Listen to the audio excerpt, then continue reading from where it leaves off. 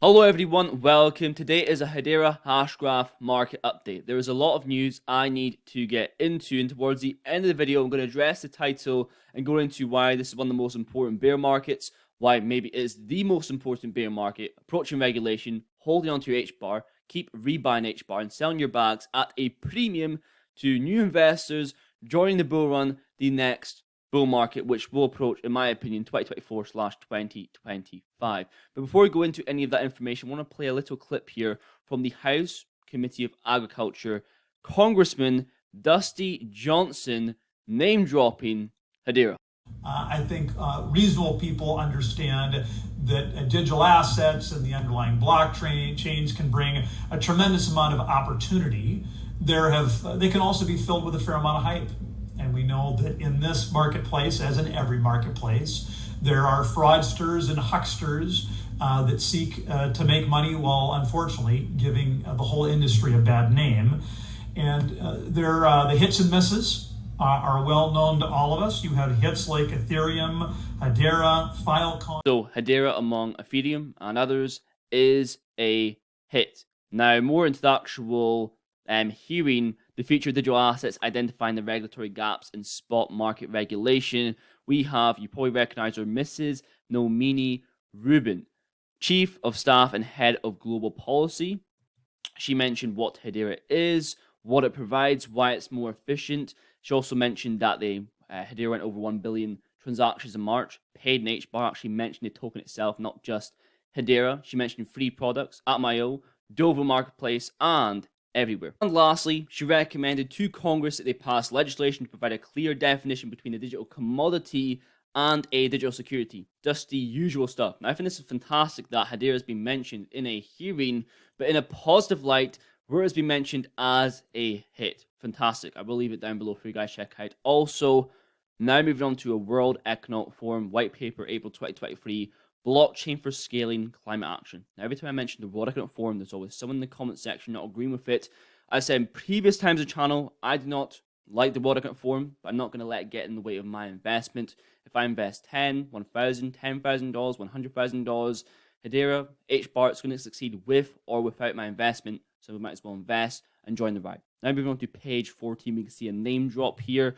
And the last bit, I think we actually went into World Economic Forum mentioning Hedera again, but we can see here. So down below, so created for solutions for enhanced verification of continued surface over the past year, including impact certificates, energy certificates, and third-party verification and green guidance documentation platforms, such as Hedera's Guardian, provide tailored solutions to track the life cycle of any type of digital environment asset spanning MRV data, market transactions, retirement claims for carbon credits, where multi-step review processes are embedded in a token metadata with automated audits. We can see that the overall market for carbon credits could be worth upward of $50 billion in 2030. And many of these solutions are built in Hedera because a DLT like Hedera provides a platform where you can verify, track, manage personal carbon footprints, emissions and whatnot, whether you agree with that or not. But that's why Hedera has been chosen. Now moving on to Bork. Avery Dennison, any chance this is leveraging Hedera? Wink, wink if I'm on track. Because recently, not too long ago, I think it was a couple of days ago, the 2022 Tesla Impact Report PDF was released. Page 160, the world's first battery passport. As a member of the Resource Consortium in the Global Battery Alliance GBA in 2022, Tesla co-published the world's first battery passport for one of our own nickel-based batteries, and Avery Dennison joined the Global Battery Alliance Black in the 13th of April 2023. As highlighted at the World Economic Forum in January, the GBA recently announced the world's first proof of concept for a digital battery passport. By joining the GBA, Avery Dennison will assist his partners to further develop the battery passport and utilize the experience of digitally managing billions of products on behalf of companies in similar industries where traceability and sustainability is vital. If you connect the dots, it is pretty obvious around the same sort of time as well.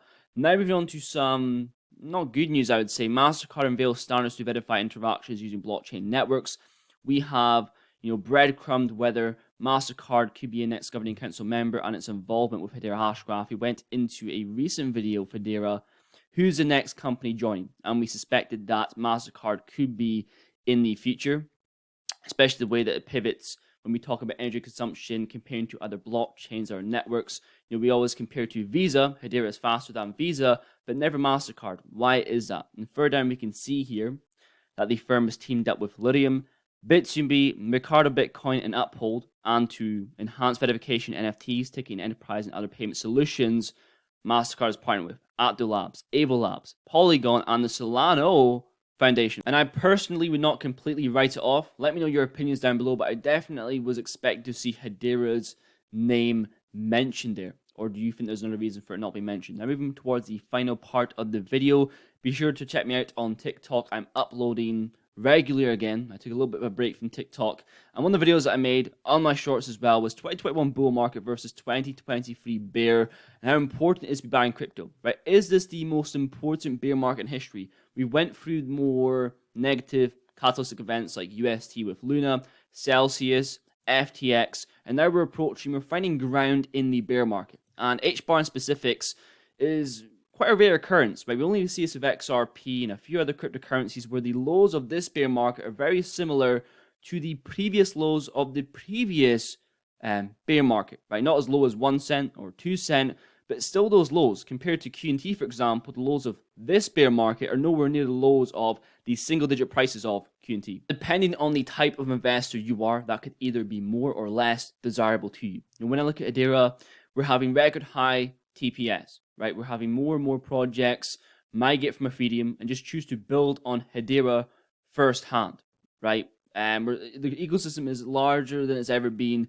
NFTs are an all-time high as well. The only thing that is not reflecting this progress is the price. It's actually a running joke within the community. The price goes down when good news happens. What does that tell you? That tells me to be buying HBAR. But that is pretty much it for today's video. The Discord will be open again. The OG 100 icon next to your name, so you were part of the original 100 people that actually decided to join. Then it'll be open in the next video, so look out for that. So if you made it this far, leave a like down below, and I will definitely see you guys in the next one. For example, in March, the Hedera network processed over 1 billion transactions. Each transaction cost between a tenth and a hundredth of a penny and was paid in the Hedera network's cryptocurrency called HBAR. The key takeaway here is that public blockchains need digital assets to operate. The ability of blockchains to provide trusted and time-stamped records enables people to store, track, and monitor data in new and powerful ways. 3 examples of products running on the Hedera network include the Dovu marketplace that allows farmers to generate additional income from actions like changing farming techniques and planting additional crops. Their actions are tokenized as carbon credits to fund carbon-reducing projects. The second one is Atma.io, built by Avery Dennison. It helps brands reduce waste across the supply chain for over 28 billion items. It has both economic and environmental benefits. And third, Everywhere. It monitors vaccine cold chain storage across the supply chain and picks up on any irregularities before administering those vaccines to patients, keeping patients safe.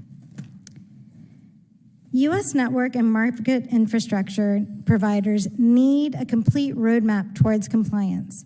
The current U.S. regulatory environment provides no clear path to compliance for digital assets, leaving blockchains with 2 choices: either stop operating in the U.S. or hope U.S. policy will come through before the enforcement of misaligned regulations.